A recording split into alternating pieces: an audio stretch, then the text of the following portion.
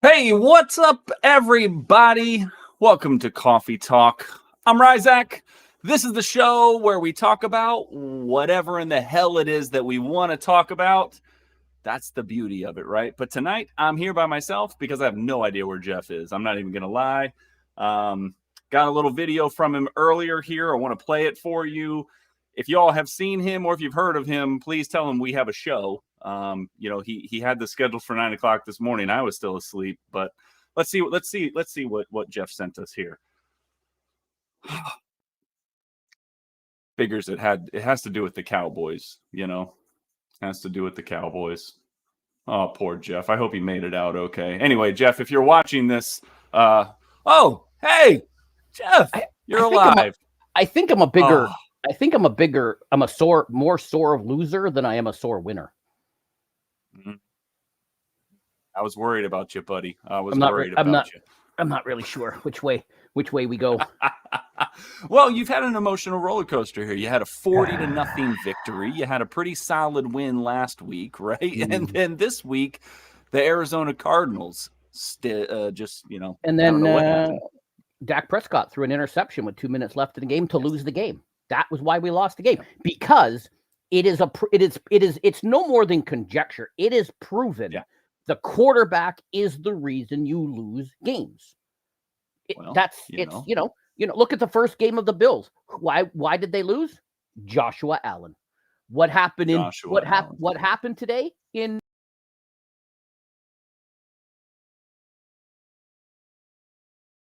What happened? What? Oh no. What happened? You didn't like me. I don't know. I didn't do anything. I didn't even touch anything. And we're back. Look what happened. Action. Look what happened in Miami today. That was all Russell Wilson. It was completely his fault. There's a lot of people that are upset with that game. Xavier Howard, all-pro cornerback on the Dolphins, said after the game that he thought it was a huge slap in the face to Russell Wilson to leave him in the game down 50 points. Yeah, probably. Probably. Justin Fields, man. Justin Fields, you look at Sam Howell in Washington, he sacked 9 times today and threw 4 interceptions. All his fault. Mm-hmm. All his fault.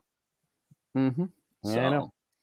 I'm just glad you're okay, Jeff, because I was a little concerned when you sent me this. You're better than this, Jeff. No, it's not that. Really it's not. only the third game. I'm really not. I'm really not.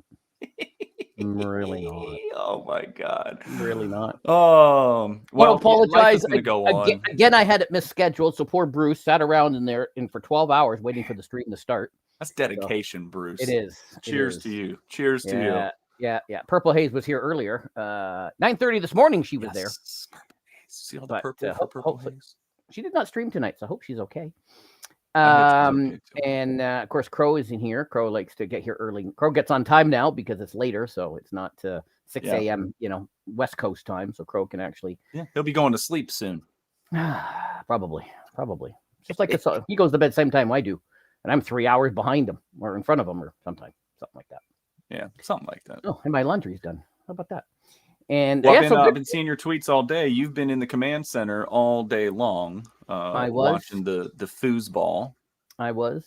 So speaking of that, what'd you do last night? Speaking of that Miami game, I'm going to see if we can have a guest for a little bit next week. My nephew, apparently, and I haven't talked to him. I got this all from my brother. He actually is in Miami. Not only did he go to today's game, but I think he went to a soccer game. Do they play soccer down there? Something like that. I think it's a sport. Is there down in Miami? Do they have a Miami soccer team? Do they have a team down there? It's a little messy. Is it? Okay. So I'll have to find out if he actually got to see the security guard in action. That's all I need. No one cares about Messi. All I see on TikTok is the security guy. All I see. He's got guns, so he does. Last night, video of Messi's wife running onto the field after a win, and she ran up to the wrong player to congratulate them. Did the guy come out and tackle her? Because that would he turned around and started to hug her out of reaction. And then he pulls his hands back. So he's like, whoa, you're Messi's wife. I ain't touching you. That guy over there is gonna beat me up. So right. That guy's gonna come running out on the field any minute. Yeah. Last night, for those of you that saw a few of the tweets that I sent to Raymond, last night I was at the Ancaster, Ontario Fair, and I was checking out the Demolition Derby that happened last night, which was awesome. And I took a lot of notes, took a lot of video, took a lot of notes, talked to a few of the drivers. And is that kind of watching film for your Wreckfest gameplay? That's exactly it. And then I walked into Ray's stream. You're studying. First race, boom, victory. Ooh. And that was it. And you were in the zone. That's what it was. You just took that over with you. I did. And that was it. I was done. I'm like, I'm done. And I just kind of goofed off. He had some stream issues at the beginning. And then about an hour in, he got disconnected again. And it was 2 a.m. I went to bed. So I never have stream issues. I have no idea what could possibly have gone wrong. It wasn't stream issues. It was Game Pass issues. He had trouble getting in, and then it didn't go full screen, so he had to reset it. Oh, I got you. Okay. Yeah. It was last Game week, Pass. my computer completely shut down on us. So no more Game Pass issues, and then about an hour in, it failed again. I'm not sure what happened because I was not in the Discord or the stream, so I don't know what happened. But it was 2 o'clock in the morning. I'm like, well, I'm done, Ray. I don't know if Ray was done, but I was done with it. But yeah, the Demolition Derby was quite fun. It turns out I was sitting behind me. I was sitting in the front row. Behind me was the families of several of the drivers because they all kind of knew each other. And a couple of the drivers, that's why I was talking to them because they came up when they were out. There was 6, 7, I don't know, a bunch of qualification rounds. And then they had a consolation round, and then they had the championship round, and then they had a little 4-car smash 'em up at the end. But yeah, I sent Ray some pictures. One guy crashed into and got stuck inside the cement blocks. Another guy got his car wheel came off, and he was just digging a hole in the dirt.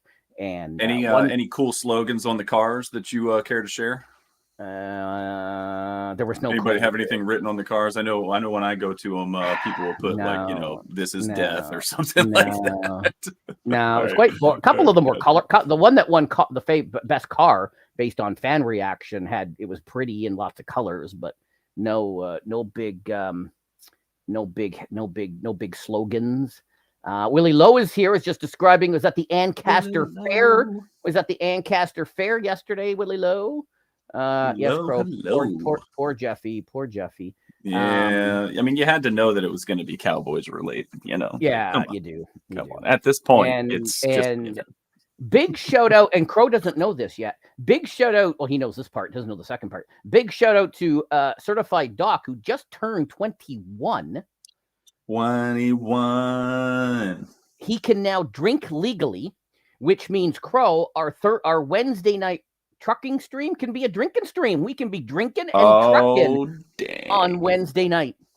I've already scheduled it. Listen here, Jeff. Let's go. Are you going to be streaming Party Animals? I think that's a game that needs to be streamed on your accord. I am not going to be streaming that game. Oh, Jeff, it would be so much fun to just watch you try to hold on to things and not fly away. I'm not going to be streaming that game. I shouldn't say never. I should not be one of those people that puts out those tweets that say I'm quitting Twitter, and then the next day tweet. I'm not going to be one of those people. So I'm not going to say never, but I have no current plans to play that game. Let's put it that way. Let's put it that way. Maybe we'll get you into it. Shout out to Certified Doc. Hopefully he can join us Wednesday for a little drinking stream, little drinking and trucking. Because Crow, what can go wrong? Well, you two can drink. Oh yeah, Crow doesn't drink, right? What could go wrong with drinking and trucking, Crow? What could go? Right. What could drucking? You guys are drucking. That's what it is. What could possibly go wrong with that? All right. We ready to start the show? I think so. All right. And we're live. Here we go. Jeff, you tweeted me, or didn't tweet me. You DM'd me this morning. Yes. You were glued to the television because there was some history in the making. Osiris Rex. Touchdown, Osiris Rex. We're going to talk about that. If you haven't heard, it's pretty cool. So we're going to talk about that. We got a little discussion. We're going to talk about hazard lights. Why are we going to talk about hazard lights? Because God only I knows. have some issues with hazard lights, and I just want to talk about it with you, Jeff. You have a lot of issues with tonight's topics.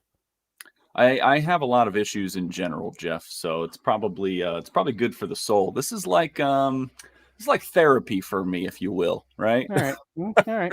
You used to have your old man rants when we didn't know Yes Men, and now it's just Ryzak rants.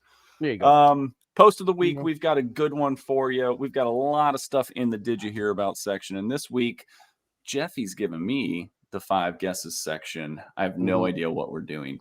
I think you told me, but I don't think I was listening. Probably not. Nobody ever listened to it. That's all right. I think I put it in a tweet too, but nobody reads my tweets either. So. Well, Jeffy, you've been slacking a little bit recently with the shorts, okay? But when you do make your shorts, you love to use the Fillmore Wonder Share. I do. I have been. It's been crazy busy. I've been behind at work, and I just not have had that time to. Likely excuse. Blame it on the work schedule. All right. I am. Hey, Purple Haze made it 70 to 20. Yes. The Miami Dolphins. My goodness. Not quite the highest score in a football game or NFL football game. That is held by, I want to say it's like the 1965 Washington Redskins or something like that against the Giants. It was like 65 point or 1965, 1966, something like that.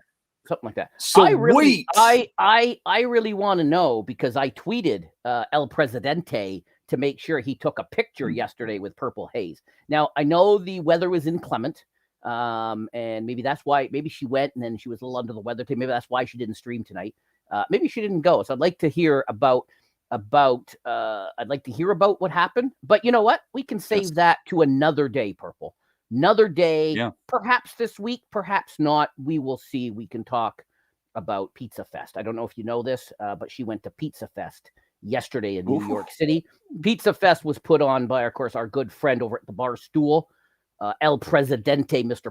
Portnoy. You know, he does his pizza reviews, his One Bite app. And so he finally put a pizza event together. Purple was attending. Again, it was also pouring rain, so I don't know if she actually did go. But just to catch everybody up on Purple's weekend. That's awesome. Not everybody knows. Look at that news! A little teaser. I like it. Oh yeah, special guest on Shades of Purple on Thursday. You want to stay tuned for that. I thought you went mute. You were just taking a big sip of your tea. Hot apple cider.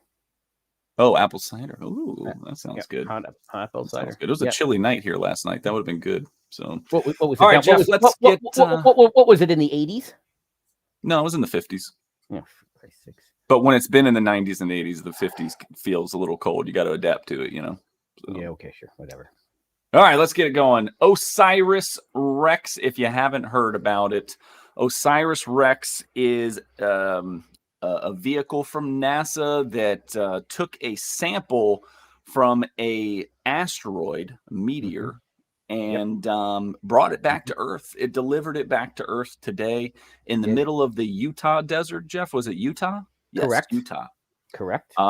It landed in the area that they told it to land in. The process of this whole expedition is just amazing, right? Just the communication with the equipment, lining everything up, everything had to go as planned. This, just didn't happen overnight, right? It's been years and years in the making. You were following this super close today, Jeff. So what was the consensus of the team? Everybody was really excited, as we can see here, right?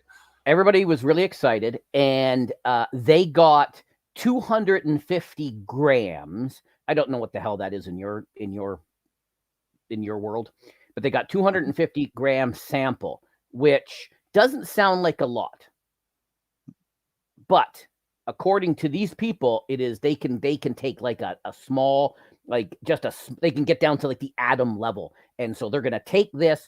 They're gonna do stuff with it for the next month or so. Then they're gonna open it up to the world. Any other scientists that want a sample, they will get a little piece of sample. they said that this 250-gram sample will last decades, just because they're really good at taking a minute portion of it. I mean, it's like a needle. It's like a needle analyzing pull out of it. Analyzing the crap out of it. Jeff, Friday night at 9 p.m., I left for a 250 mile venture to Harrisonburg, Virginia. I took Riley to see James Madison University as another school that could possibly be on her list. We had an 8 a.m. tour and then drove another 250 miles back home afterwards, all within, like a 16-hour period. I thought that was, I've driven a lot, so it's not that bad, but it was a long trip. I was tired because of the timing and everything. This was a 3.86 billion mile trip, Jeff. Yep. And how many times around the earth do you think that is? And the ship turned right around and left again. Yeah, it didn't it's going back out to do more stuff. It's got another job. It's got another job. It's heading out to another asteroid. And we'll see it back in 2080 or something. It got here, it departed that, and then it turned around and it took off. Kind of like the video that had played on the right tweet there showed these kind of collection team going out into the desert where the capsule landed. They do a little bit of an inspection on it to make sure that there's no hazards to it as far as like any punctures or anything that looks like it's bubbling or going to explode, anything like that. And I'll get into it here in a little bit, but what I watch when I watch this stuff is kind of the process, right? Because that's in real life, that's my job. I have to look at hazard analysis. I have to look at processes and how we do things. And so for this being NASA, having never done anything like this before, how do you write the book on this? How do you write the process for what they've done? And so as they go through this, I found all the different instances very amazing when it comes to how they're treating this sample. You had sent me some notes here about the trip, right? Yeah. This just, like I said, it didn't just start yesterday. No. Take us through this. Yeah. So September 16th, it was launched. And then it swings past Earth on, a year later. And then a year and change later, it gets to the asteroid. And then it goes and touches down and takes some samples. And then it starts its trek back. It missed all of COVID. Mm-hmm. And then like 6 months later, it starts its trip home, and 2+ years later, it arrived back home. And the one thing I do know about space travel is when you look at that, it turned around and went back out again. Turned around, went back, right? Like in 2017, it talks about how it slingshots past Earth, right? And when they get into space, they have to kind of use the trajectory of the Earth to build up speed to kind of launch them off, right? And that takes time. Like it takes months and months and months for them to do these instances as part of the trip.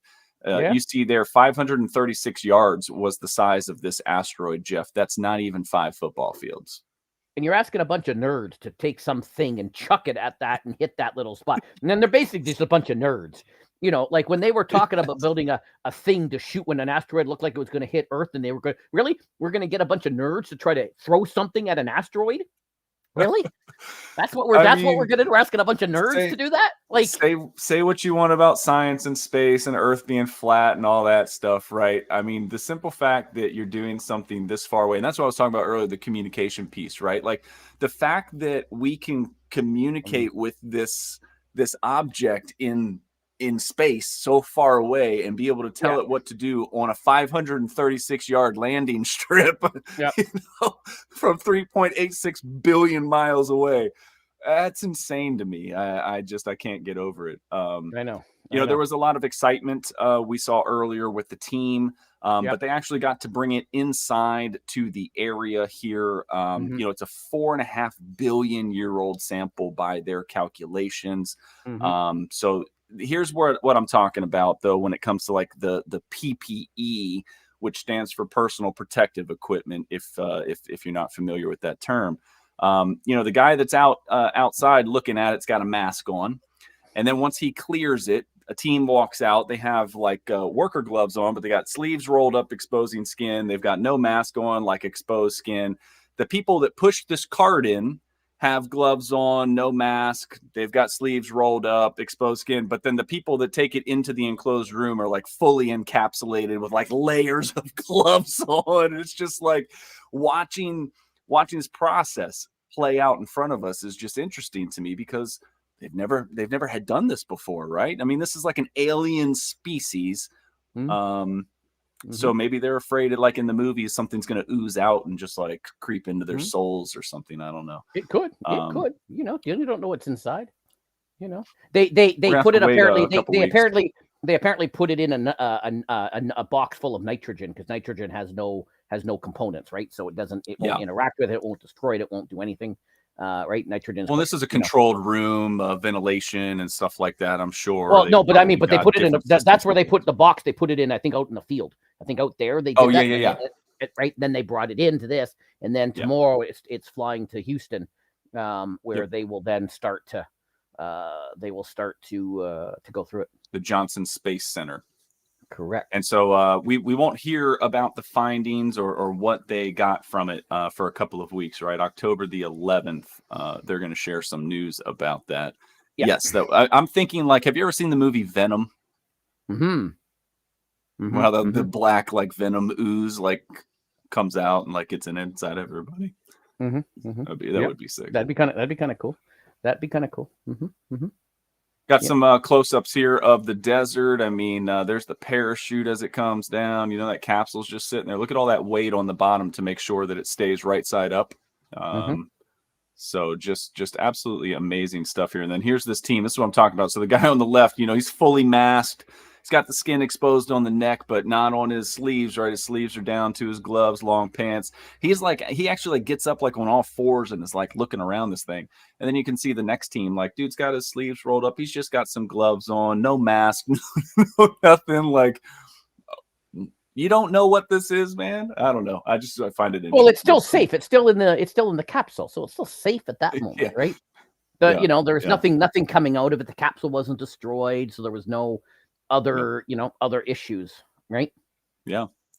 And I just like, you know, it's going to be interesting to see what they find from this sample, right? As a new element. Hayes says here, it'd be cool if they find a new element, something to add to the periodic table. You know, just what it might be able to tell them about its travel, you know, and what the space environment can do to the rock, or is there any moisture in it? Is there, you know, signs of, you know, oxygen or CO2 in it or whatever. So it'll be cool. It'll be cool to find out. So we'll touch back on this after October 11th. How about that? That sounds good. That is because we always come back. We talk about items and then they always show back up in a future show. They do. And well, maybe, you know, and that may happen. That may happen again today. We'll see. Like that. A little foreshadowing. I know. All right, Jeff, I want to talk to you about something that's been on my mind for several years. Okay. Discussion time today is going to center around this question right here. Is it safe to drive with your hazard lights on in the rain, right? And when I mean the rain, I mean like a torrential downpour, you know, is usually when I see it. I think you guys call them four-way hazard lights on your cars. Is that correct? Or is there another term you use? No, we just say hazards or blinkers. Just hazards. Okay, so I'm talking about your flashers, right? Yeah. Your emergency hazard lights that are on your vehicle, the little red triangle. Little red triangle. Yep. And this is a question that I've asked a lot of people over time, and I've never really looked into it. And so I had something come up in work this week. You know, my team, they drive vans on the roads every day across the country. And we were talking about the rain, and one of the guys chimed in and was like, yeah, I always throw the hazards on when it's raining. And me personally, I always get upset by this. I can understand where somebody might be scared or nervous, or they want to let people know that they're there, right? Like, hey, you know, my flashers are on, so you know that I'm here. But when it's raining, especially when it's raining really hard, there's a lot of water droplets all over the place, and those lights like reflect off of all those rain droplets, and it's almost annoying and distracting to a driver, you know, and unsafe. And so I started looking into this, and I want to share that with you. But what do you think about this? Do you drive with your hazards on in the rain? I do not. The only is it something that's normal in your area? Do you see it? No, because you asked me this before, you know, in our production meeting, and I've been sitting here thinking about it. No, the only time I see hazards on is obviously a big truck like we drive in Trucking Simulator. If it's got a big heavy load, it's in the right lane, it's got its hazards on because it's going slow, and they want people to know that it's there and that it's going slow because it's got a big heavy load, right? I also will see sometimes elderly people will be again in the right lane because they're driving slow. Just want people to know that they're there and they're driving a little slower than the flow of traffic, et cetera, et cetera. Those are the only times, those are the only times I really on the highways and the roads and things like that. And the only other time is if somebody had it on for a particular reason. Like if I'll put them on if I pull over to the side of the road for whatever reason. Then, if for whatever reason I have to pull over the side of the road, I will, especially if I pull in the on-ramp. I was on one of our big highways here and I had to make a phone call. So I pulled over onto the shoulder, put my four-ways on so I could make the phone call. Well, 3 tow trucks showed up. Do you need help, sir? Are you okay?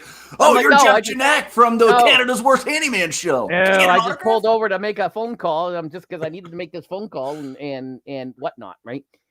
So yeah, side of the road, I'll see it, but no, just I don't even know if I've seen them during snowstorms. I can't even remember. We get a lot of snowstorms. I don't even know if I've ever seen them on during snowstorms and rain and snowstorms present a different discussion, I think, because especially in whiteout conditions, you can't see but so many feet in front of you in a whiteout condition. Oh, that's interesting. And so the hazards would be, I believe, a good thing to help identify your car.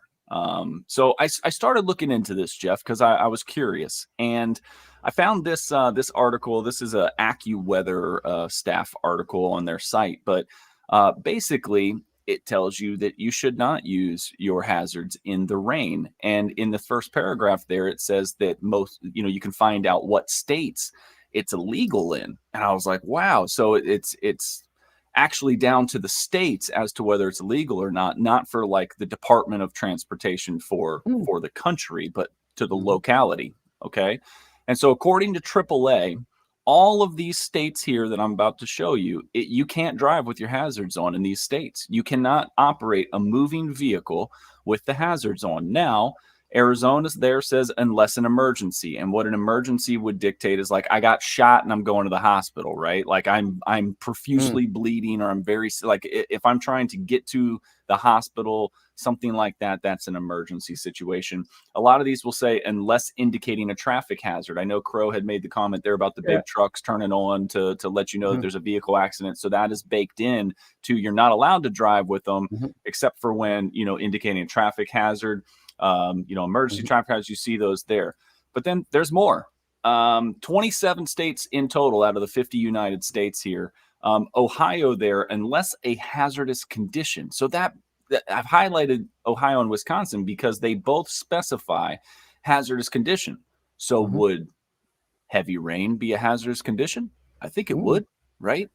So then it's not illegal to drive there with it on in the rain.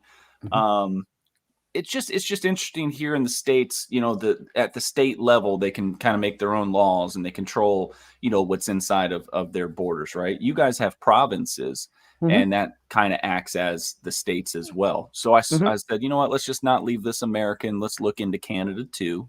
All right. And this is from 2018. This is your favorite news site, CBC. And there's some confusion in Canada too, because the Mounties, right? Help me here. The Royal Canadian Mounted, because they're on a horse. Mounted on the horse. Police. Okay. They say no. They don't want to see you driving with your hazards on. But then Kensington, which I believe is that's in the UK. That like central? Never even heard of Kensington. There's a part of Toronto. There's a part of Toronto, but I never even heard of that. Well, they came on to Facebook and said, yes, please put your hazards on, right? Never heard of them. It goes on and on to talk about extreme weather events. And then like anything, in the States as well, if you're in a funeral procession, you drive in the funeral procession with your hazard on because you're driving slower. It's out of respect. You know, you're letting everybody know that you're all together, et cetera, et cetera. So I just thought that this was interesting because it's been something that over the years of my driving, I get really annoyed with, but I do understand where people can be afraid when those types of situations happen. They're thinking, hey, I want to let people know that I'm here because I'm driving a little bit slower. But at least in the heavy rain, it kind of sucks because it messes with your eyes and it makes it unsafe for the other people around you when you're trying to do something that is safe. So now that I've said this, you're going to see somebody with your freaking hazards on. You watch, it's going to happen. You just haven't paid attention. Again, like I said, maybe on the highway, again, a slower driver, you know, a truck with a big heavy load, you know, some old man like me who's left his hazards on because he forgot and drove away with them on. I've done that.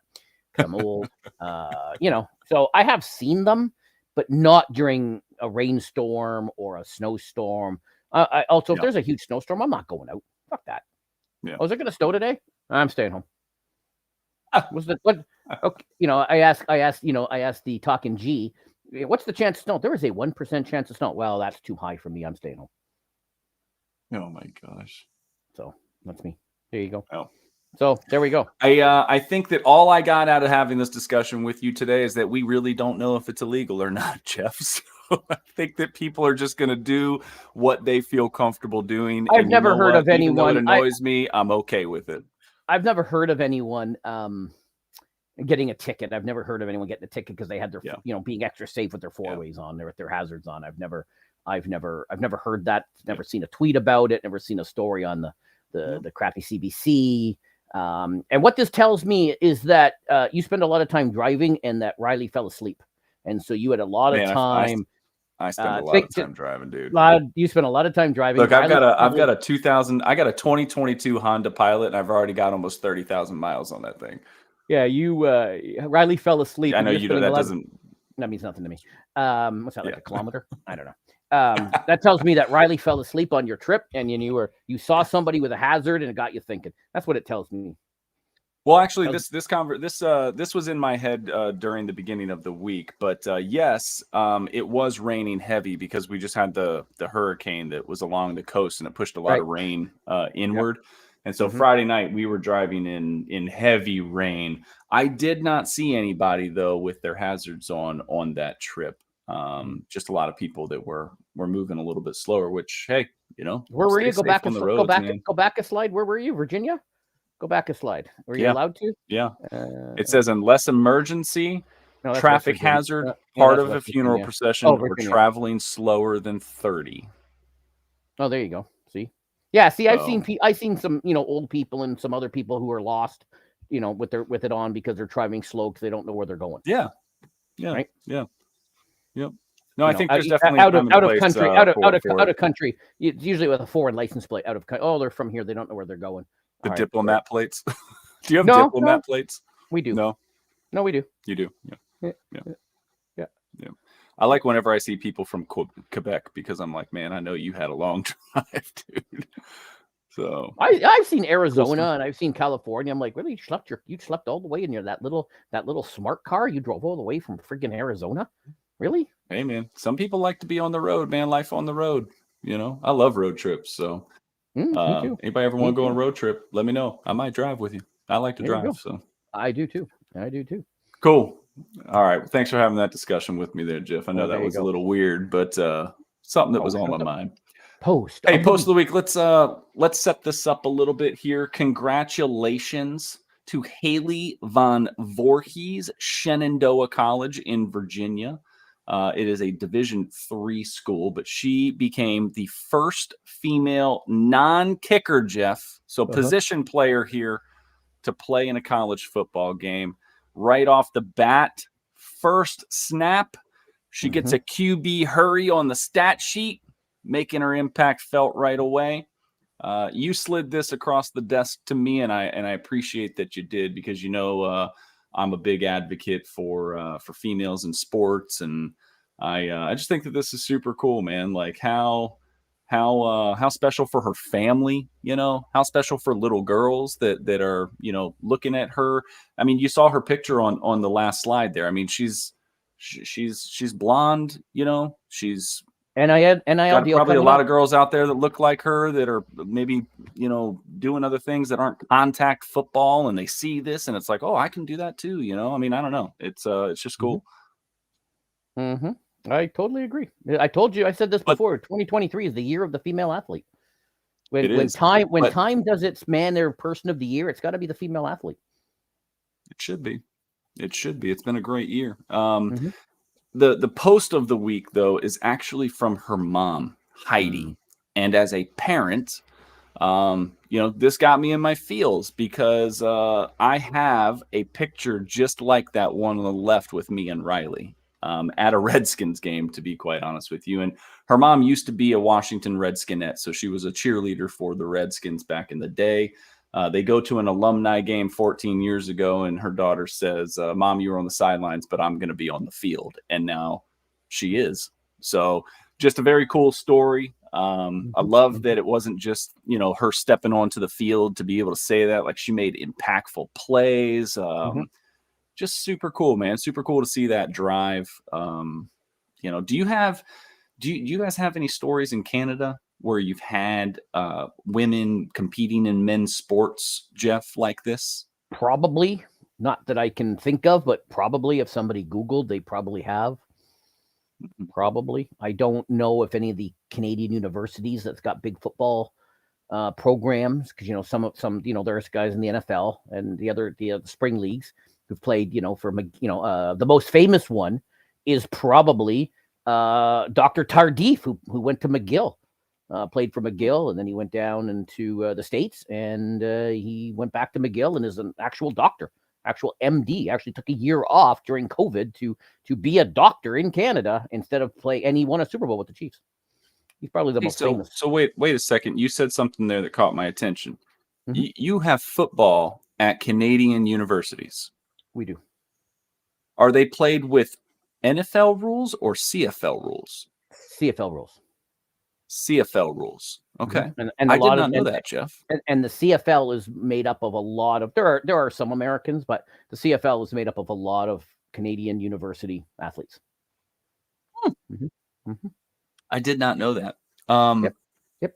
Outside of hockey, NHL hockey, any of your professional sports teams that are in Canada that are in the American sports leagues, baseball, football, well, I guess not football, basketball, right? What is the most popular Canadian sport? Lacrosse. Lacrosse. It is lacrosse is a much different sport. It's your national sport. It is technically. Bruce can correct me if I'm wrong, but I believe lacrosse is our national sport. At least here in the States, women's lacrosse is played with a different set of rules than the men's lacrosse game. But could you see that happening in lacrosse, or is that like a sacred, no, they have a women's thing and they have a men's thing? You know what? I don't know. Don't know enough about lacrosse to answer that question.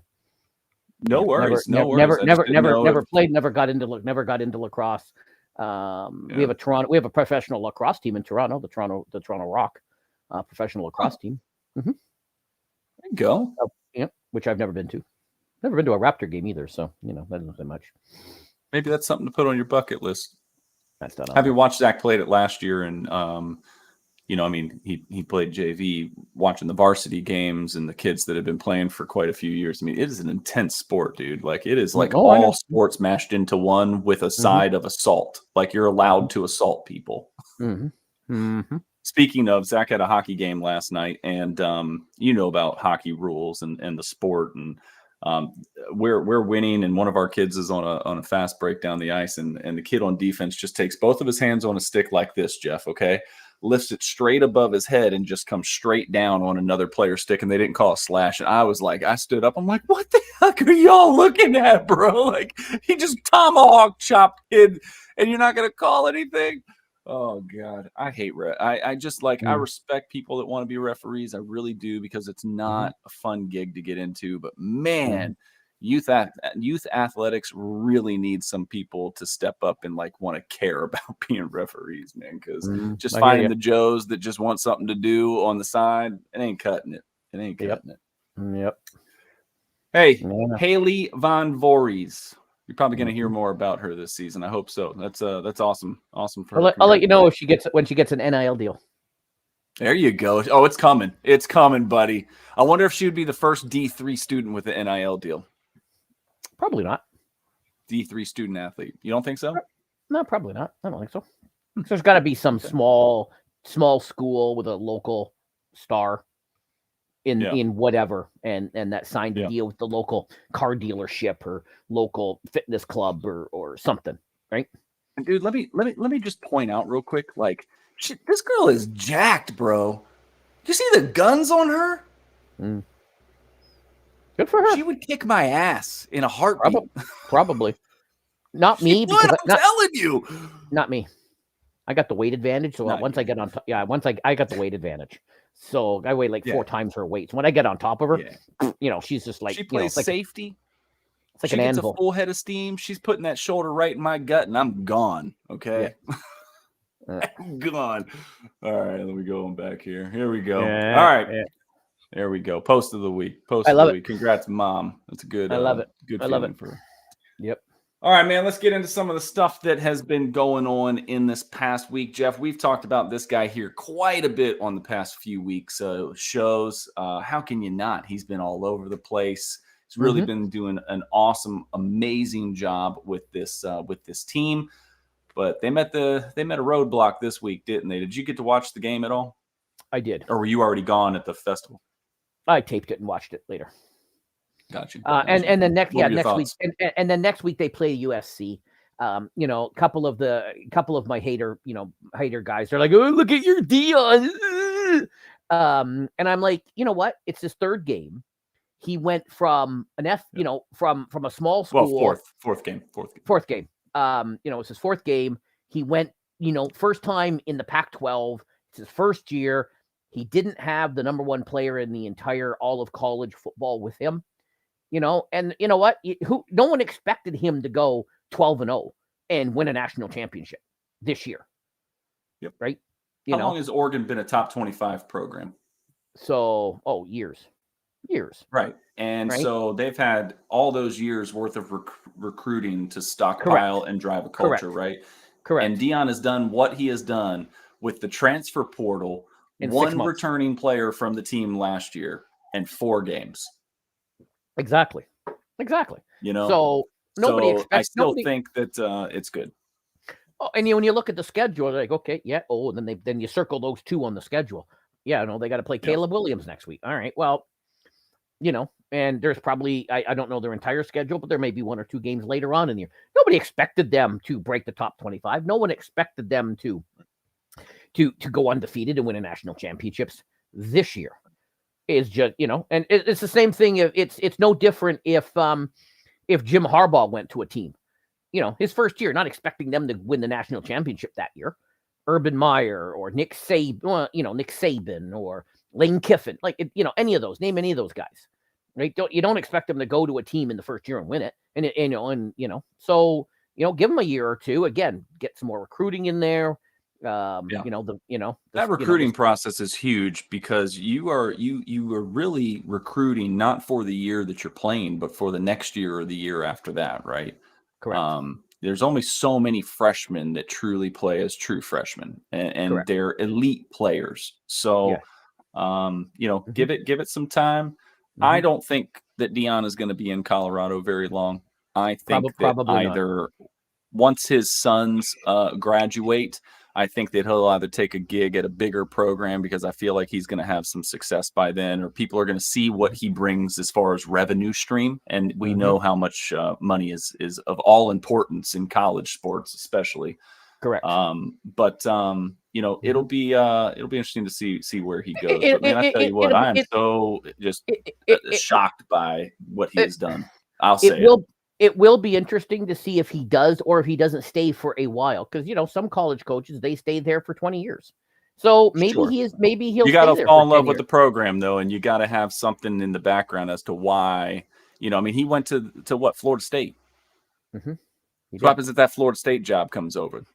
It won't. I mean, they're doing phenomenal right now, right? But what happens if Florida State job comes open and they say, Dion, come home? You think he's going home? Don't know. Maybe not. Who knows? Yeah. Maybe. We'll Unless we'll if he thinks he's got some unfinished business there and wants to kick it for another couple of years. True. Right. True. Right. He may. Hey, what if he became the Cowboys head coach, Jeff? We have one. Oh, okay. All right. You're not there yet, huh? Although I am replying, because I have it all saved, to people who said we should fire Mike McCarthy and bring in Sean Payton. To which my original response was, well, we have a guy who won a Super Bowl a decade ago with a Hall of Fame quarterback. We don't need another one. And now he's 0-3, right? So, I just, and I send those, I go, there's so many problems in Denver, man. Remember you sent me this? Yeah. That's why we didn't get him. Yeah. So there's a lot of problems in Denver right now. So correct. Oh, but it's all the quarterback's fault. It sucks because I love Russ, man. Russ is like my favorite player in the NFL, and it sucks watching the flame die out, dude. It sucks. It's true. All right. Well, said they got USC next. That's going to be a huge game with a lot of implications, not only on the field, in the standings, and in the rankings, but that is going to be Caleb Williams against Shedeur, who, if Shedeur goes pro, that could be the first and second overall pick you're watching. Nope. Nope. You don't think so? Nope. we already know who the number 2 pick is. Oh, you think so? Marvin Harrison Jr., huh? That would be him. Man, he is awesome, isn't he? So yeah. I can't believe they didn't give him that catch last night, dude. Yeah, well. I can't believe they didn't give him the catch. College football is 1 foot down rule. So last night after I got home, I was sitting in a hot tub with my son, and we were chatting, and he made a comment about Caleb Williams, and I said, well, you never know if the first, whoever has the first pick, if he doesn't like it, he may stay in school. And he goes, to what end? Till next year when that same team has the first pick again? What's he just going to keep staying in school? And if you have the first pick, that means you suck. So, the thing is, though, is that he always could pull the Eli Manning thing, the John Elway thing, right? I know. And he goes, yeah, I was barely alive then. I wasn't paying attention. I had to read about it in the history books. He goes, I know. Yes, I know. The Ellie thing. I know. He goes, I read about it in the history books. But, he goes, yeah. So, yeah. He goes to whoever's, he goes, so if not the Bears this year, it'll be the Bears next year. Like, right. That was his point, right? And he made a valid point at that point, right? So, but yes, it doesn't matter which Sanders declares. Caleb and Marvin's too. Caleb Williams is he's a beast, man. He is a beast. All right, let's see what else we got. Oh, we haven't talked about this in a while. Microsoft's deal looks like it's finally getting that push through that it needed, Jeff. They got a few more things they got to just iron out, just the logistics of things. But looks like the UK finally approved that buyout.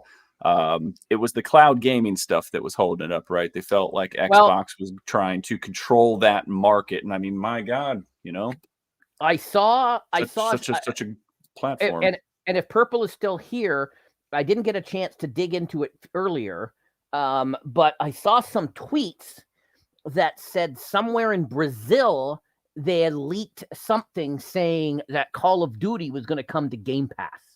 So, and I saw that tonight. So I don't know if Purple is around still or Crow. I read something from those leaked documents that said that Microsoft is excited to try to revive StarCraft. And that's going to be the next big push, is to try to revive StarCraft, which I am all for because I love StarCraft. All right. Those real-time strategy games were, go back to just the original Warcraft game. Just so much fun, but StarCraft is awesome. So that would be interesting. You'll have to send me those if you find them. I think you're looking for them now, but it's just wild to me that the cloud gaming piece is what held this up, right? I mean, you look at the numbers. They talk about how what Xbox said they only had 20 million people or 25 million people, something like that were active subscribers to Game Pass. PlayStation says that there's 50 million subscribers or something like that for PlayStation Plus. We saw that Stadia had about a 1% share of the market, maybe less than 1% share of the market. You see GFN has about a 10% share of the market, which is probably, a little high, since a lot of those people are just freebie players, people that are given the freebie service to be ambassadors or whatever they are doing this week. So it's just weird that the cloud gaming piece is what held this up. But I guess it's going to go through. So all good. People will be PlayStation boss. Go ahead. Go ahead. No, I was going to say people are going to be happy. People are going to be happy. Yeah. Well, there's always going to be this Xbox PlayStation rivalry now. It's always going to be deeper rooted than it was before, because this got very personal for both sides. You remember Bungie is the studio that made Halo originally, right? Yep. And Halo is Xbox's flagship game. That's their Mario. That's their Crash Bandicoot is Master Chief in Halo. So PlayStation buys up Bungie for $3.6 billion. Xbox settles at $69 billion for the Activision Blizzard acquisition, right? And Jim Ryan, in his interview, there was a lot of stuff that he said, but he wasn't holding back punches, man. He said, look, our $3.6 billion purchase is going to do way more for us with our player numbers than this $69 billion acquisition is going to do for them. We know Activision. We know what they're capable of, and we're pretty good where we're sitting. Right. I was like, damn, all right, bro. Jeff, you've been a PlayStation guy most of your, later playing days here outside of your retro stuff. Does this mean anything to you? Do you care? Do you agree? No, I don't care. No. I just play the games that I want to play. Anyways, I found the tweet. Yeah. Looks like Activision is gearing for something big. In fact, it looks like Call of Duty is coming to Game Pass. It says, try buying Call of Duty Black Ops 2, and you'll receive this item for free with your gaming subscription. Game Pass checkout. It's yours forever. Okay, so look, man, if they put all of the Call of Duties on there. This is a photo based out of Brazil where we had major leaks that broke major news in the past, blah, blah, blah. So, yep. So Call of Duty might be coming to Game Pass. All of the Call of Duties on Game Pass, Jeff, I'm begging and pleading everybody to please let's revitalize the Call of Duty 2 multiplayer games. Please, I'm begging you all. There's no sprint button. You got to switch to your pistol to run faster. We're going old school here. It's retro Call of Duty. Maybe we'll have to buy Crow a subscription so we can play games with us. Oh man, I want to get Crow on some of these games just so they can download them on. Yeah, well, they got a right now. There's like a 5-minute delay every time you go to launch a game. It says, "Please, we're just putting you in the queue," and there's like a 5-minute wait. Even Ray on his stream last night had to wait a couple of minutes. That's why I've been downloading them. The ones that I want to play. If I want to just try something, I do it with the cloud stuff. But if I want to actually play that game, I'm downloading it still. It's not not working out. So Yep. All right. Well, more to come on that stuff, I'm sure. Hey, we talked about this a few weeks ago. Skip Bayless had left the show Undisputed, which was over on Fox Sports. He's now over on ESPN with Stephen A. Smith, and Stephen A. Smith also has a podcast that's very popular. He had Shannon Sharp on the podcast, and they started to get personal about this story. They play the clip of when Shannon and Skip kind of got into that heated moment there when Skip was kind of talking down to Shannon. Shannon's watching it. You can see him, trying not to, let it affect him too much because he's got a camera on him. And then he goes into talking about it. And the quote is on the screen here, which is really what is taken out of this. But I asked this question to you, Jeff, and people that you've met in your life. You have to garner a certain level of respect for people to have a meaningful relationship, whether that's friendship or whatever, right? Just being able to talk to each other. You got to have kind of a mutual understanding or a respect. And when people do something to kind of go outside of that, or to make you look bad, or talk down to you, or whatever, that respect is gone. And when that respect is gone, it's really hard to earn it back. And I know you know this from recent, events and things that have happened in your past. But my question to you is not necessarily about that. Did you like this interview? I didn't watch the whole thing. I'm not a big Stephen A fan. I know he has his own podcast because he started that, figuring he's going to get fired soon because of all the layoffs at ESPN. So he wanted something else to go to. So he has that. I don't usually watch his podcast. I saw some clips of this. I've seen a bunch of stuff all over social media and other stuff. I have no opinion. I'm glad he left. Stephen A just, he's just one of those guys that just says stuff to garner headlines. Well, the reason I asked you that is because they used to be partners, right? Stephen A and Skip. And then Skip left and started his own show because they had kind of butted heads. So I asked the question because it doesn't seem like a very classy look for Stephen A to be digging up this dirt on his show for the clicks and the likes when there's just more to the story because he used to be associated with it too. So it looks like they're ganging up. And I don't know. Yeah. I like Shannon. I'm not the biggest Stephen A fan, but I do listen to him sometimes. But I don't know. It kind of seemed... I'm on the fence. I understand why he wanted to get it off his chest. It just didn't seem like the right way to do it. I don't know if that makes sense. It does, but no, I think he's just he's a clicks and views kind of guy. And if you're, it's the Jerry Jones method. If they're not talking about you, you got to say something to get yourself in the news, so they'll start talking about you again. I wonder how long Stephen A is going to be able to go with Shannon calling him Skip. Because he keeps slipping on the show, and Stephen A is like, "It's okay, my brother. It's okay, my brother. You worked with him for 8 years. It's okay. It's okay." Yeah. But how long is that truly going to be okay? Yeah. I know. We'll see. Well, maybe a non-story, but still one that I thought, I don't know. Hey, man, here's one that we talked about before, right? We know Ryan Seacrest has taken over Wheel of Fortune, but you slid this over to me. Vanna finally got her payday, Jeff. There you go. Yes. There you go. We said this. We talked about this a few weeks ago and said we got to get she's got to get paid, otherwise she's going to not come back. And she's the heart and soul of the show, and they know that. Know the money. Yeah, if they didn't pay her and she'd walked, the show wouldn't survive. Ryan Seacrest couldn't do the dollar. Yeah, because she needs to be there for the transition, right? You got to get Seacrest comfortable, and then you can give him somebody new, and she can. No, I don't think you can. I don't think you can. I don't think you can.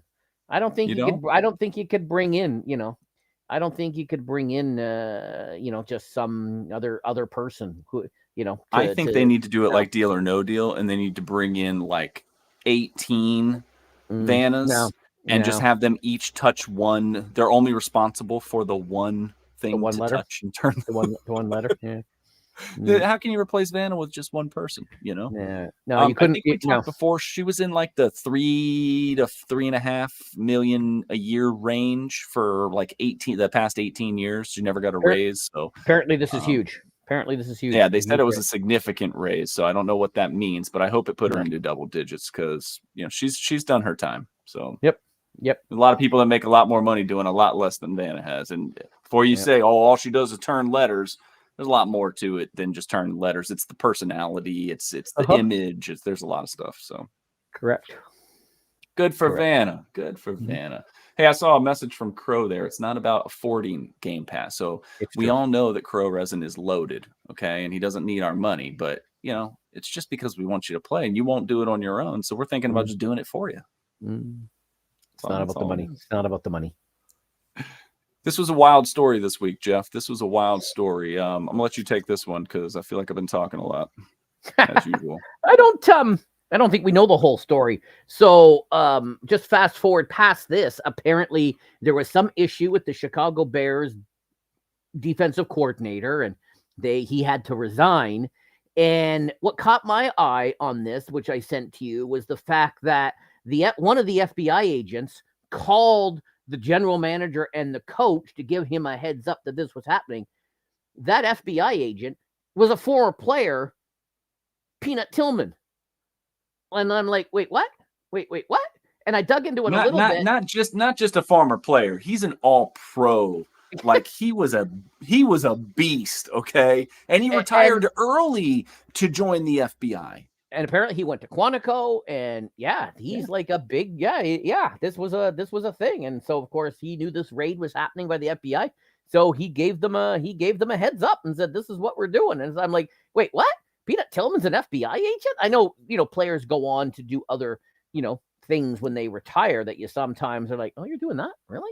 But an FBI, like Steven Seagal was a police officer. I know it's not football, but and I think Shaq's a sheriff. Sure, Shaq's a sheriff. In like 3 counties.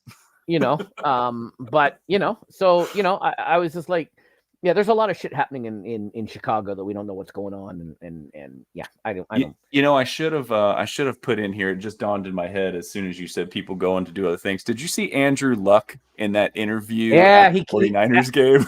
He came out. It came out because they started calling him a few years ago. They kept calling him Captain Luck, Captain Andrew Luck, and so he came out in full. Yeah, came out on the set. Yeah, Thursday night. Yeah. Yep. Oh, that's hilarious! Absolutely hilarious. Yeah. So Chicago's got a lot. Steven Seagal lives in Russia and is a treasonous traitor. Well, I wasn't going to bring that part up there, Crow Resin, but all right, since you did, I'll throw it on the screen. This is Steven Seagal. This is my Steven Seagal impression. That's how he blocks with his Aku Jiu-Jitsu. Yeah. So they said there, like you said, there was more to this story. They said that like they raided his house and they raided like the Hallis Hall, which is like the Bears headquarters, and some of that didn't turn out to be true. There was a lot of rumors going around about this. It's been very hard to find information on this story, but I found a little bit when we were doing the production meeting, to where HR is involved, and it seems to be something that was inappropriate, possibly in the workplace. So I don't know why the FBI would be involved if it was just a little workplace misconduct. So it's very weird. Wow. And just like how this happened, how quick this came down, and then it went away. And why is the FBI everywhere? And then it went away. It did. Yeah. Why is the FBI involved? And right. Forensics. Which makes me think it's some kind of like child, inappropriate videos, or like, that's what you see when stuff like that happens. I guess. Like, are they looking for hard drives? Are they looking for bodies? Like, what are you looking for? Yeah, I have a lot of questions. Lot of questions, and everybody's got a lot of questions. Well, we have no answers yet. And I know we'll probably have to follow up on this one next week or the week after once we get some more, because I'm just like, how does this just disappear out of thin air? I mean, it was like huge news a couple days ago. I know. So, all right. Well, here is the biggest news on the planet right now. Okay. T Swift was at the Chiefs game today, Jeff. All right. Yeah, I got questions. And this is a screenshot of your TV. You took this screenshot, Jeff, and you sent it to the Swift Society, which you are a member of, because you are a T Swiftie. And you were just talking to all your boys and girls about how great this was. Mm-hmm. She's up there with Mama Kelsey. She's rubbing shoulders and elbows with Mama Kelsey up there. Okay, so you're dating so Zach gets a girlfriend, and so Zach gets some girlfriend, and the first time Mama Zach meets her is at his work, so she like goes to his job. And is that the first time she met her, or with cameras on too? Might I add? Well, not even that. Just not even that. But so this is the new. I don't want to say girlfriend, but the new love interest, whatever it is. And so what? She goes to their new connections. Yeah. She goes to his job, and then the mother. That the mother is there. Sometimes you date a while before you introduce to the family. So had this been going on, and had he introduced her to his family, to Mama beforehand, or did she just she has a badge, so obviously she's got credentials to get to whatever box she's in, right? I didn't know Mama Kelsey sat in the box. I thought they stuck her in the stands somewhere, but I guess now at this point she's more famous. Do you know much about Taylor Swift? I do not. This might surprise you. I do not. That's okay. I wanted to ask because I didn't want to tell you stuff that you already knew. I want to educate you. Hang on. I have a question for Crow. Crow, do you know of any? Is there any YouTube channels that focuses exclusively on making videos about her? If you know of any, don't mention it in this chat. But I just wondered if there's any YouTube channels that you know of that focus exclusively on her. Oh Anyway, sorry. What's your question? I know very little. Okay. I know very All right, little so about I'm her. going to tell you. I'm going I, to tell you something. I think she's in an orchestra. I think. No, not an orchestra. I think she's in an orchestra. Started off as a country singer, and now she's more of a pop country singer. But all right, I thought she was in an orchestra. Here's what I want to tell you: if they truly are dating, I can't wait to hear the song that's created about Travis Kelce. When they break up. Yeah, almost all of Taylor Swift's songs are about breakups with these guys that she has dated.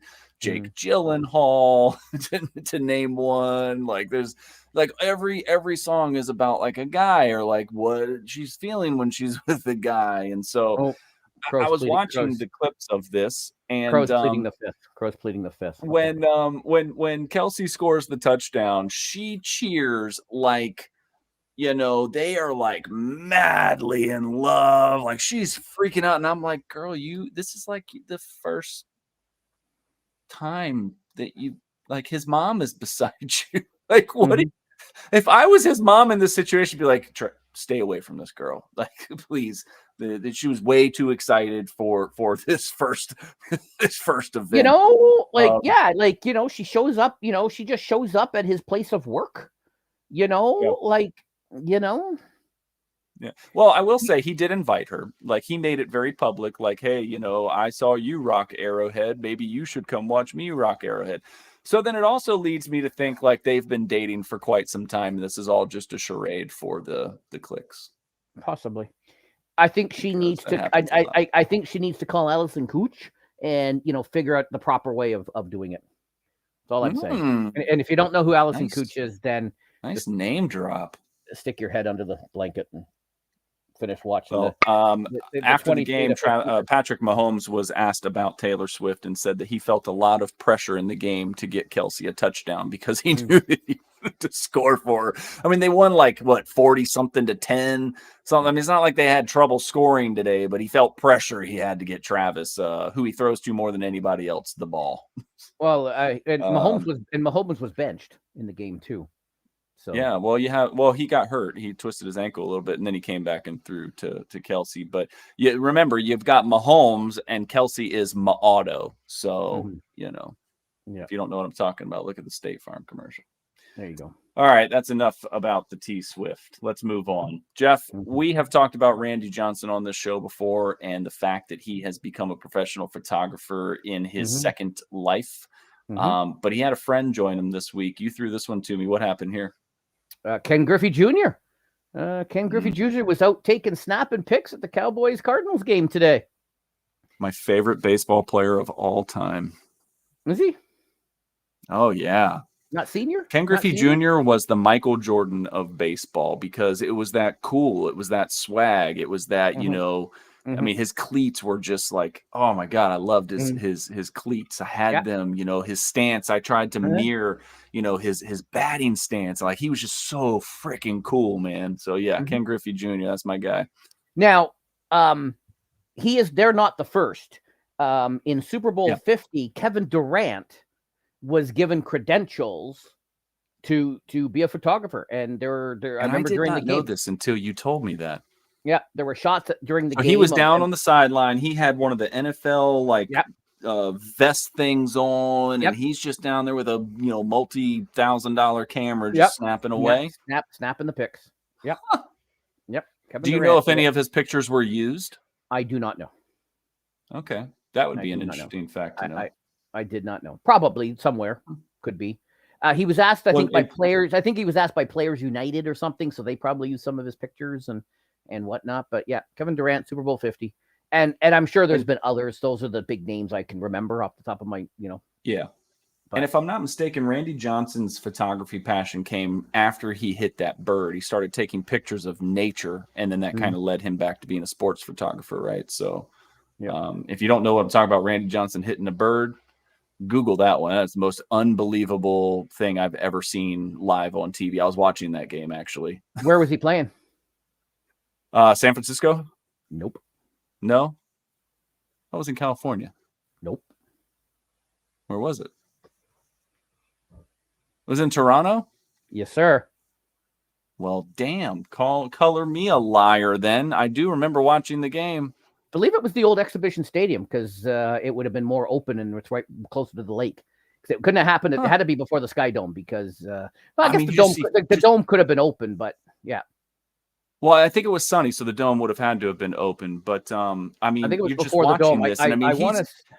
Somebody fact check me, but I'm pretty sure it was the old exhibition stadium where the Blue Jays used to play. He's what, 6'11", 6'10", 6'11". I mean, he was throwing 100 miles an hour, lefty, like this big imposing pitcher, and you're watching him pitch a fastball just like he normally does, and you just see.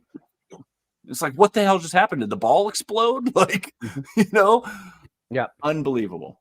Unbelievable. Crow should come on. We can do the math and we could actually figure out, the odds and whatnot. Because, we know how ball, we know how far the ball, we know how far it is to home plate. Yeah. We know how fast the ball goes. Feet.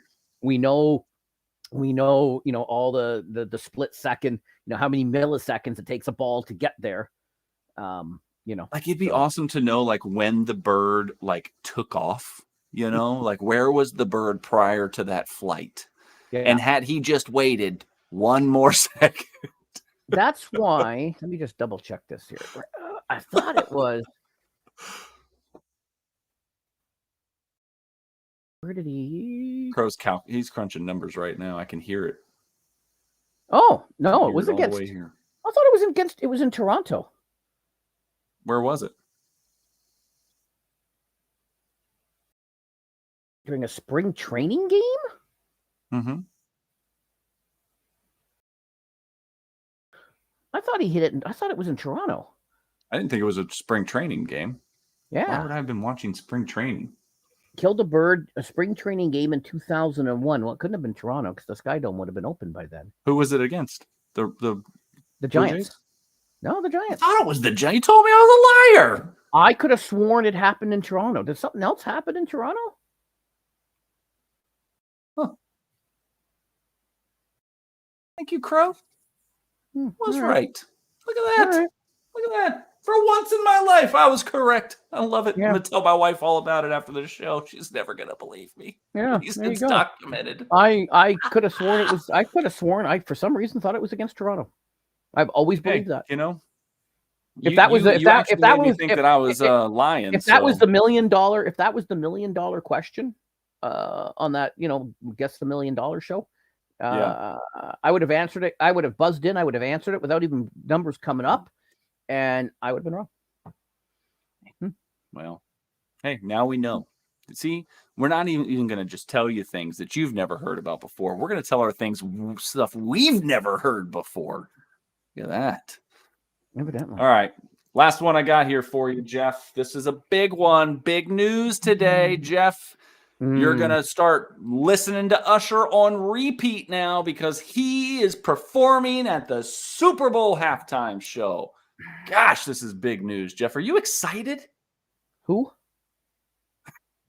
What orchestra is he part of? What orchestra? Jeff, you don't watch a lot of American music stuff or listen, do you? No. Usher's only been popular for like 25 years, Jeff. Oh, so that's my problem. I stopped listening to stuff at the end of the 80s. That was my problem. I stopped listening. If you watch Kim Kardashian is in this, so hopefully we get a few clicks just because she's in the video. The old Hot Jeffy Summer, even this year's Summer of Rock.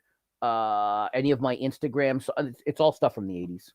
Yes. And like when I posted my videos of my fall outfits, it was ZZ top. Speaking of ZZ, what do you got on your shirt there? You got a little ZZ on your shirt? Look at that. See how we tie shit together so well. Look at that. Love it. I was ZZ. I was driving with Big Ol' Mac the other day, and I said I have a perfect idea for a halftime show, and I never got a chance to tweet Raj about it. My idea for the halftime show? Weird Al, and then he brings out all of the people who he did parodies of that are obviously still alive, but like Madonna, He could bring out, I don't. Is Harry Chapin still alive? Anybody know Harry Chapin still alive? I don't know. I don't even Bring know out who some. that is. Oh my God! Who is Harry Chapin? Cats in the Cradle. Cats in the cradle and a silver spoon, little boy blue and the man in the moon. It's Harry Chapin. I thought that was Cat Stevens. No.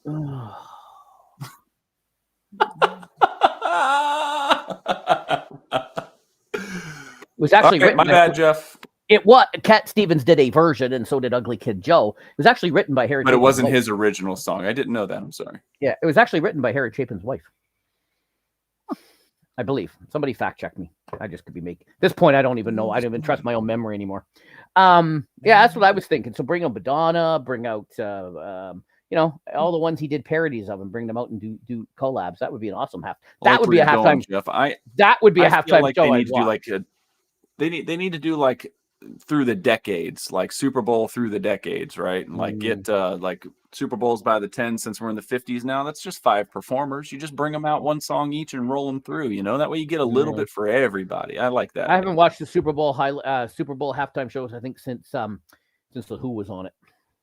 I can't remember if we've talked about this on the show or not before. You know what I miss more than anything during the Super Bowl? Bud Bowl. Oh yeah. Well, they're not a sponsor, I don't think, anymore. So the Bud Bowl was always like the highlight because they like played the game throughout the game, right? And so it was so cool, man. They need to bring the Bud Bowl back. Bud Light needs all the help they can get right now. Bring the Bud Bowl back.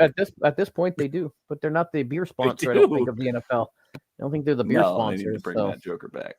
So that's it. And with all the technology we have now, imagine what the CGI could make that look like. That'd be so awesome.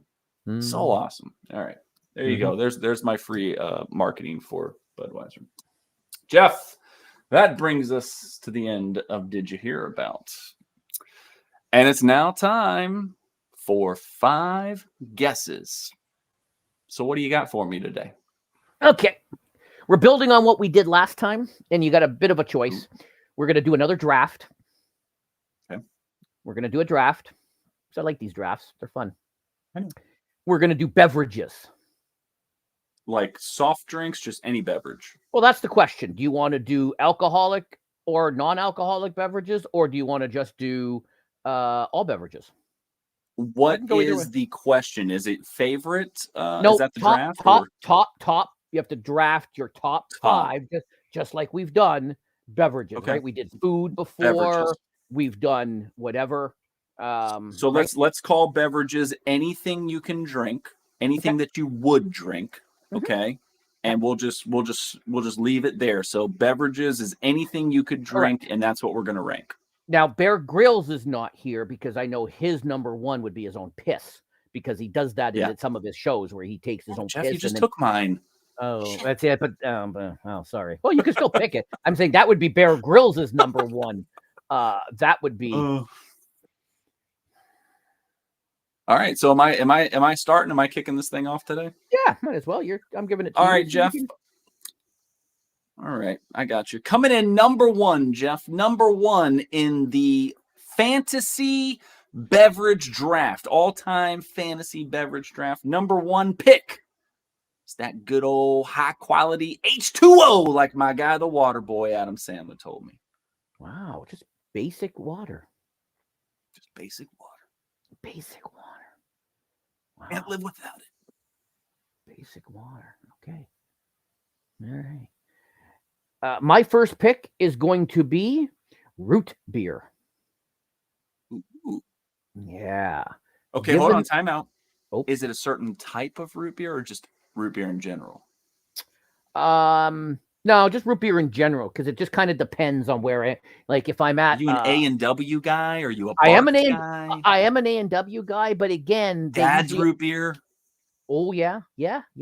But there isn't usually, at whatever store you go to, there isn't usually a choice, like different root beers. They don't have a selection of root beer selection. No, so it's whatever they happen to. If they're a Coke company, then they'll have whatever. If they're a Pepsi company, they'll have whatever. So whatever their, and what kind of, all of the root beers, you know what my actual favorite is? I like the A&W, but the one I really liked, no offense to A&W, was the generic Walmart brand root beer. Hey man, I drink that soda. Good. Was actually the quite Sam's good. Club soda. Yeah. I think it's called Sam's Club soda, if I'm not mistaken. Well, we don't have those here, but the Walmart brand, just the generic great value root beer. Oh, great value. Yeah. Yeah, it was top notch. So I'm going number one. I'm going. Hey man, all right. I like root beer. That's a good pick. Mm-hmm. All right, so for my second pick, Jeff, I'm gonna go with the all-time classic then, and I'm just gonna go Coca-Cola. All right, just regular old Coca-Cola. So I got water and I got Coca-Cola. Okay, all right, that's a solid pick. Yeah, so not your Coke Zero, not your Diet Coke, just regular old Coke. Not the new Coke. Old school Coke, just the old cocaine infused in the bottle. The Coke in the bottle. The cocaine infused Coca-Cola from the 20s. Yes, that's number 2 on the list. I like it. If I can figure out how to put that in a graphic, I will. Yeah, I was actually reading some stuff the other day about like penicillin that used to be put into medicine and stuff like that, and heroin. Heroin actually used to be put in aspirin for people until they found out it was addictive. Could you imagine, Jeff? It's 1910, and you got a headache, and somebody throws you an aspirin. You take it, and the next thing you know, you're seeing shit. You're like, "Oh my god, the hell of a headache!" All right, my bad. Sorry, I'm drifting. Let's go. They used to give women vibrators and tell them to, fix themselves. My number 2 pick, I'm going with the hot chocolate. Wow. Come back from ice skating, come back from tobogganing, just come back from snow shoveling in bare feet. You fire up the hot chocolate. That includes the bomb, the hot chocolate bombs. Just, or you're out on a cool day and you stop by the Tim Hortons and you pick yourself up a large hot chocolate. Feeling like you're a little bit of a hot chocolate connoisseur, Jeff. This should have been number 1 for you. All right, so you've got root beer and hot chocolate. I do. I've got water and Coca-Cola. Yes, sir. Number 3, Jeff, for me, it could have been number 1, to be quite honest with you. I'm going with a nice, tall, cold glass of milk. It really? Okay. Yeah. All right. Yeah. White. Whatever your percent is, whatever your percent is. I used to be a 2%er. I'm a 1%er now. Just milk. Just milk. White milk, not the chocolate. Just white milk, not chocolate. Not chocolate. You got to start with the white milk before you can have the chocolate milk. So I'm going to go white milk because, just cereal and cookies and just milk, just a cold glass of milk. If you're having some spicy food, then something spicy hot chili, or you're just mowing down on a hot pepper. Wings. Hot wings, one of those hot pepper deals, whatever they're called. Cool you down quick. Then you take your okay. All right then. Well, for my third pick, I'm going to pick the obvious tall glass of cold beer. Again, whatever your flavor, could be non-alcoholic for Crow. Doesn't want to, want to have an O'Doul's. Sure, you want to have yourself I prefer the paler the beers. I don't like the Guinness. I'm not a Guinness guy, but that's just me. I know you were over there, and so you were probably drinking the Guinness because you were over in Guinness land. I like the Heineken. Guinness factory. So just whatever, just a hot day. I used to have a neighbor that was a recovering alcoholic, and so every day you would see him outside watering his plants with an O'Doul's because he still wanted the taste of beer, but he couldn't have the alcohol. It's like gross, man. What are you doing with yourself? Do you know the difference between a drunk and an alcoholic? One of them quit. No, alcoholics go to meetings. Oh, do I have one of those? Wait, do I have one of those? Oh, I didn't. I could. Do I have one of those? Oh, there it is. I heard it. Oh, that's great. That's great. I don't have to add it in post. I don't have to add it in post-production, folks. So you've got root beer, you've got hot chocolate, and you've got beer. Mm-hmm. I've got water, Coca-Cola, and milk. It's true. All right. Are you running out of drinks? Well, I'm going to go now with an all-time classic, one that I've drinking a lot of my entire life, especially when I don't feel well and I'm sick, because you got to get those electrolytes, baby. We're going with the good old Gatorade. Oh, I did not going with the Gatorade. Did not think you were doing that. Oh, yep, got to have the Gatorade. That lemon lime Gatorade is a lifesaver when I don't feel good.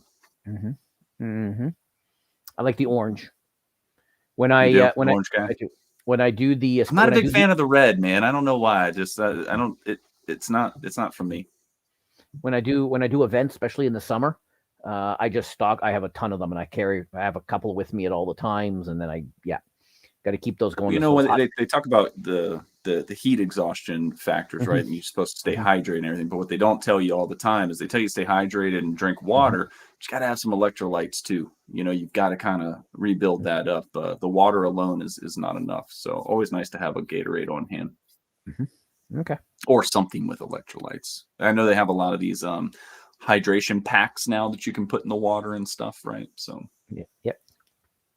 All right, Jeff, what do you got for number 4? With my 4th pick, I'm going to pick something that I start every morning with.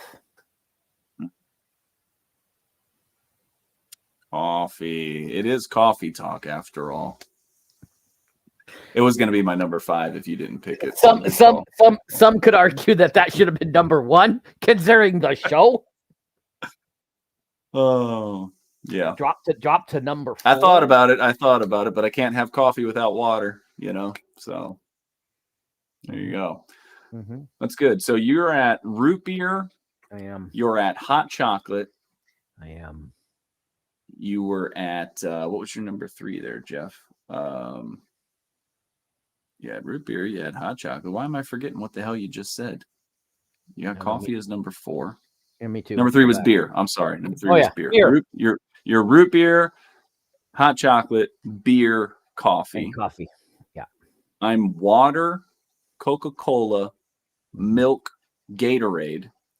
And my 5th pick, Jeff, at number 5, I got to get the adult beverage in here. I'm going with a nice cold, ice cold shot of tequila, baby.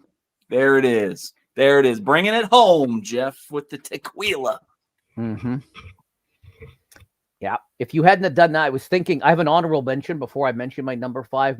My honorable mention is going to be 1 bourbon, 1 scotch, and 1 beer. Yes. Little George Thorogood.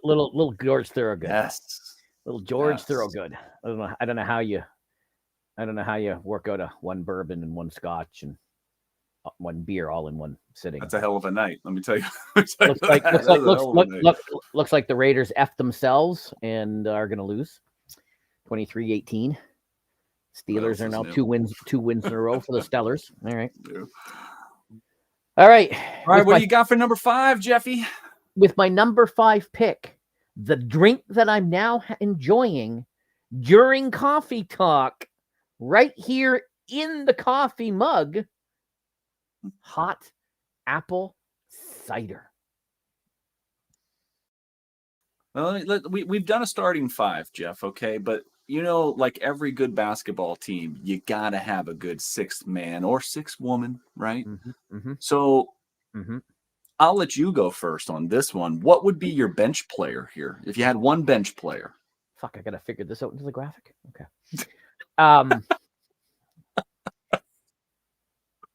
If I had to go with a 6th, when you're not feeling well, you got a little tummy issue, just not having you're just not, maybe a cold, just get yourself a little Canada Dry ginger ale. Ooh, I like that. Yeah, like get that. yourself just a little tummy. You just want something to settle the tummy, when you're having a, Yeah, a little Canada Dry. Okay, it doesn't have to be Canada Dry ginger ale. That is the champagne of ginger ale, after all. But all right, my bench player. It's a toss-up, man. Very, very close. Very, very close battle here. But they were working hard. They put into practice, and at practice, I had to give the call. I had to give the call to orange juice, Jeff. I had to give it to orange juice. Orange juice with some pulp in it. oh no. Oh, No, gotta have the no, pulp. But apple no. juice was the next. Then that was the battle. Orange juice, apple juice. But I'm going orange juice with the pulp, Jeff. No pulp. No, lose the pulp, my friend. Lose the pulp. Oh, No, is Pulp Fiction? No, it's pulp is horrible. No, I love it. I love it. Pulp is horrible. So there you go. Oh. There it is. Jeff, that was good. That was good. You got, let's see if we can run this back down. I am not as good as Harry Mack. If you don't know who Harry Mack is, you should go watch Harry Mack because Harry Mack is amazing. But you've got root beer, you've got hot chocolate, you've got beer, you've got coffee, and you've got hot apple cider. Coming in. Your and then bench coming player is ginger ale. What did you say? Ginger ale. Canada Dry. Canada Dry ginger ale. Canada Dry ginger ale. The champagne. And I got, what did I get? I had water. I had Coca-Cola. I had milk. I had Gatorade. I had tequila. And my bench player was orange juice with pulp. Jeff, I think we nailed that. If all 12 of those drinks got together, I feel like we'd be good for the rest of our lives. And we each only picked one alcoholic drink. That's right. I don't really drink a lot, but when I do, I love a dragon's milk. Have you ever had dragon's milk, Jeff? I don't know if you like dark beer. I do not. As I said earlier, I like a pale Pilsner pale. Yeah. I got into the bourbon barrel aged beer a few years ago, like really hardcore. And there's a beer that we can buy in our stores here. I would hope that you have someplace you could get it. It's called Dragon's Milk. It's 12.5% alcohol, Jeff, and it tastes like an alcoholic chocolate milk going down. I mean, it is just smooth, man. So if you're ever in the mood to try something a little bit heavier, see if you can find Dragon's Milk and give it a try. I'll have to check the LCBO in the beer store. That's the name of the store where you go to buy beer. They call it the beer store. Canadian Tire? Nope, the beer store. Can you buy beer at Canadian Tire?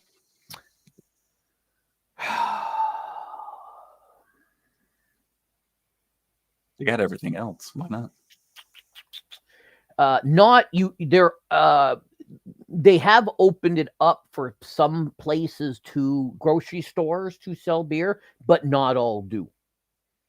So I've been to some grocery stores that don't sell beer, and then there's others that do. I don't think, and if Bruce is still here, he could fact check me. I don't think I've ever seen beer in Canadian Tire. They also don't have a grocery section where you can buy your milks and your breads and like they don't have a grocery section. They'll have you can buy cookies and you can buy things like that. But so I don't think so because they don't have there's no grocery section of Canadian Tire.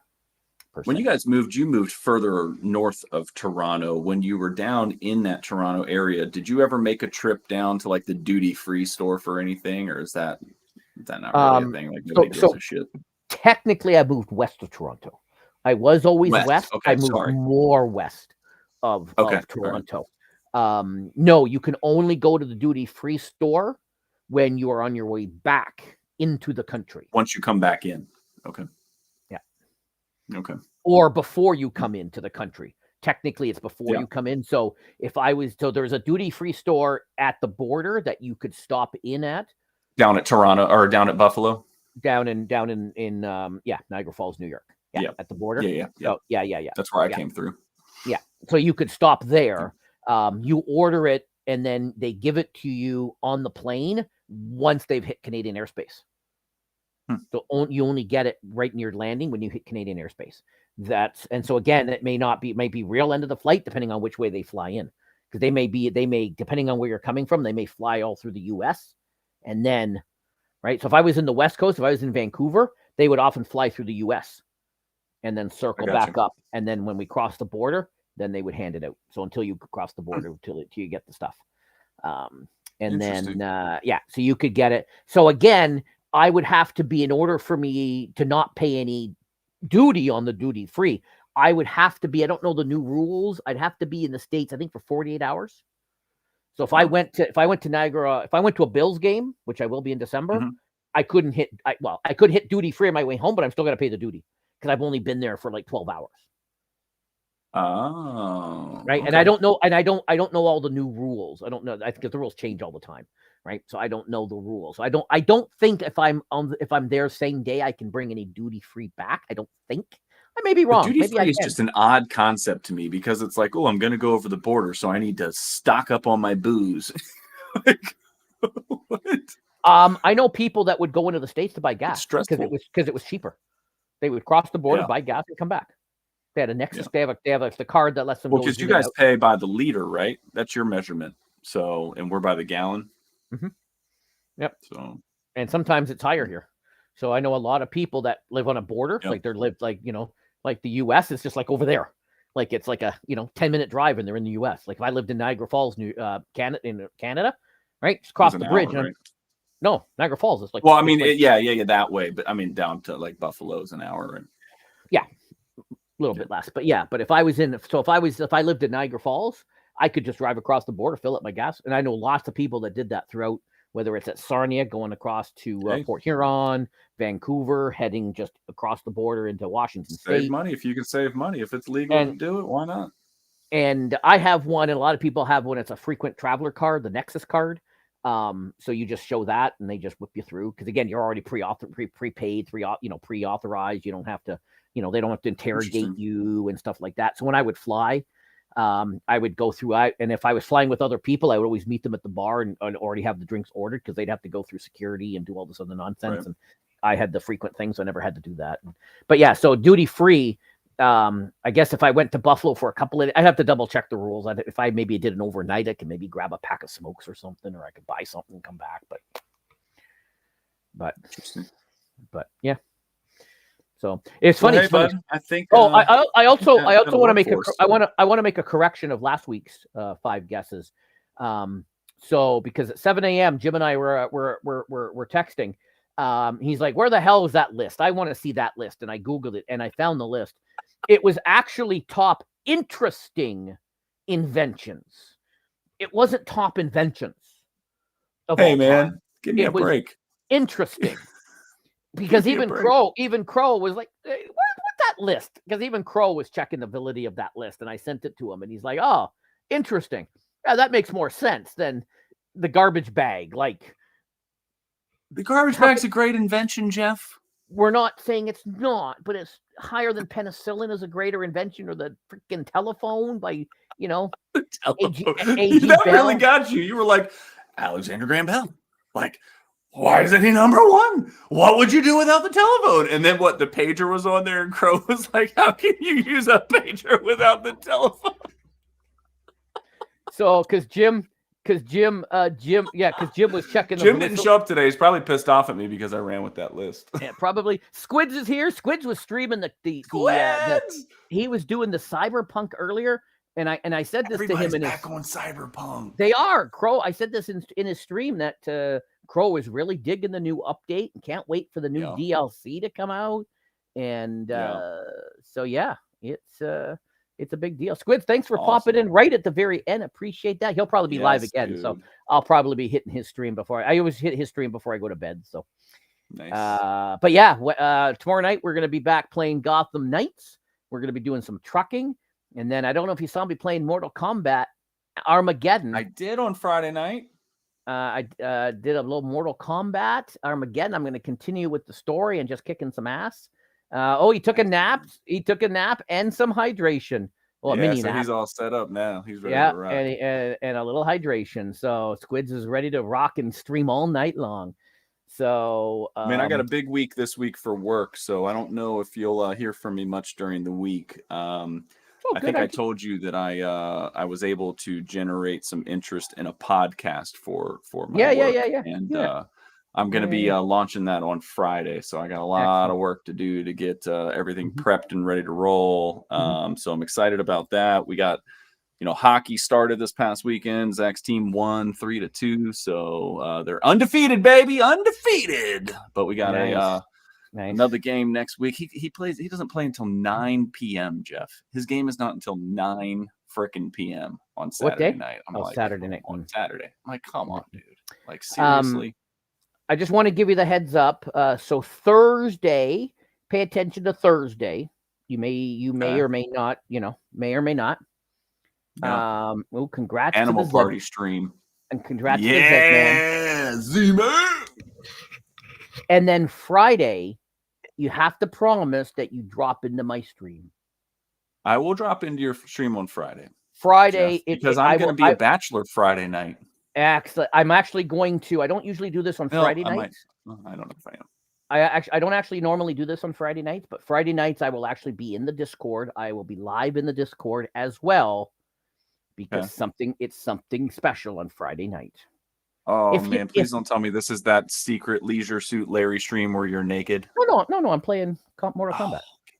Oh, I'm playing Mortal Kombat. More Mortal Kombat. Okay. No. Who's that your favorite one is character in Mortal Kombat. I don't have one. All time? You don't have an all-time favorite Mortal Kombat character? I don't, because mine's got to be Scorpion, man. Get over here! Actually, the stream was actually quite fun. Randy, a new channel, found the channel.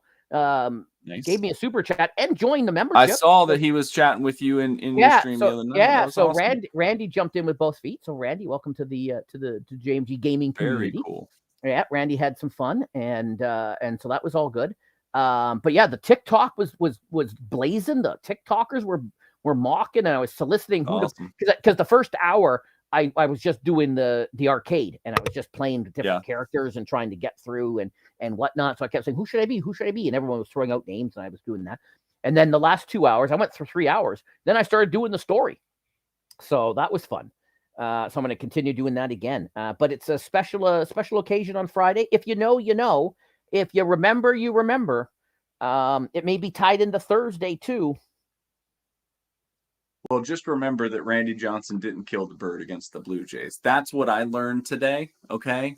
I could have sworn. Did you see Crow's message in there? It was a quote from the catcher. That was catching that pitch right there. There you go. I'm sitting there waiting for it, and I'm expecting to catch the thing, and all you see is an explosion. That's what I was talking about. Like, you're watching pitch, he pitches fast and hard, and then all of a sudden you just see, and it's like, did the ball just explode? Like, what? You didn't even know it was a bird. It was crazy. So crazy.